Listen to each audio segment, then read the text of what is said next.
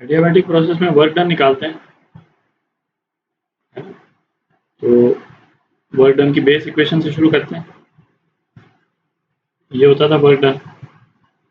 अच्छा, adiabatic process में क्या रिलेशन अभी अपन ने निकाला, ये जो है वो कांस्टेंट होता है, ठीक है। तो इसमें प्रेशर की वैल्यू जो लेकर के फिर इसमें डाल देते हैं। प्रेशर जो है वो वॉल्यूम का फंक्शन है, तो C V raise to power gamma DV.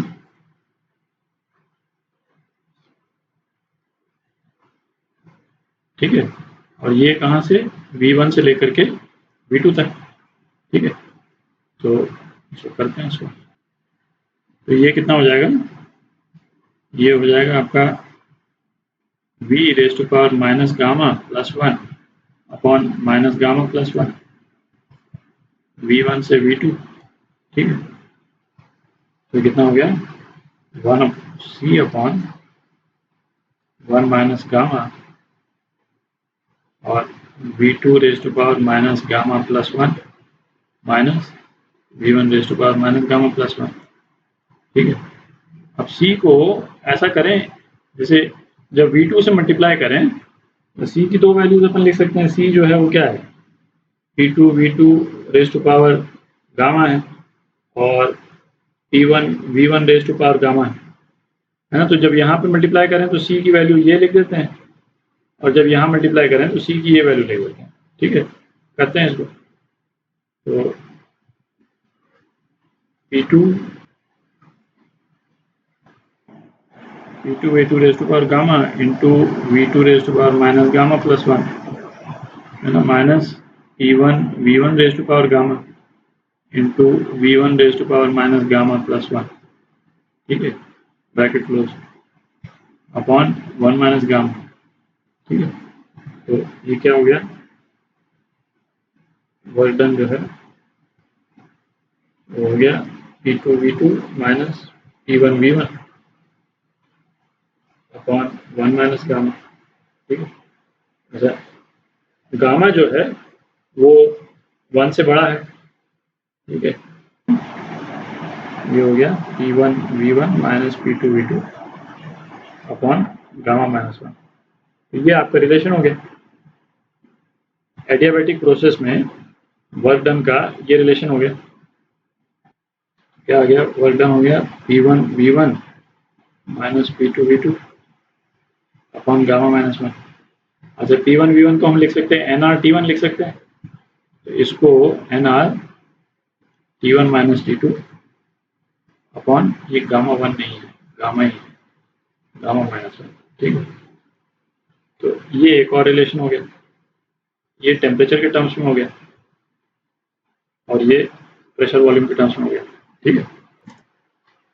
अच्छा, इन्हीं दोनों रिलेशंस को अपन चाहते तो एक और तरीके से निकाल सकते थे, ठीक है। इसको यदि मैं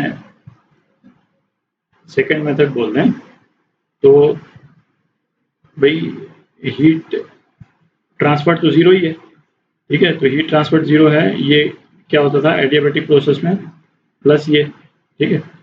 तो वर्क डन कितना हो गया, माइनस डेल्टा यू, तो इसका मतलब minus n c v T2 minus T1, है कि नहीं, equal to n c v T1 minus T2, और सी वी को हम क्या लिख सकते थे, n R upon gamma minus 1, ठीक है। यही तो है सी वी की वैल्यू, और T2 minus T1 T1 minus T2, तो ये वर्क हो गया। और T1 और T2 को, है ना, NR T1 की जगह पे P1 V1 minus P2 V2 ये लगा सकते थे, ठीक। तो सेम रिजल्ट एक दूसरे तरीके से भी, है ना, देख सकते हैं इसको। अच्छा, इस टॉपिक पे डिस्कशन खत्म करने के पहले एक चीज और देख लेते हैं कि जैसे जो कांस्टेंट प्रेशर प्रोसेस था, आइसोबारिक प्रेशर था, आइसोबारिक प्रोसेस था, उसमें वर्क डन क्या होता था, constant pressure into V2 minus V1, और इसी को NRT के टर्म्स में लिखते थे, NR T2 माइनस T1 ये लिखते थे, ठीक है। तो इसमें work done by the gas में यहाँ पे T2 माइनस T1 आता था, है ना। तो गैस एक्सपैंड भी कर रही होती थी पर उसका टेम्परेचर जो है बढ़ रहा होता था, और वो बढ़ता कहाँ से था, क्योंकि हम हीट दे रहे हैं उसमें, ठीक है।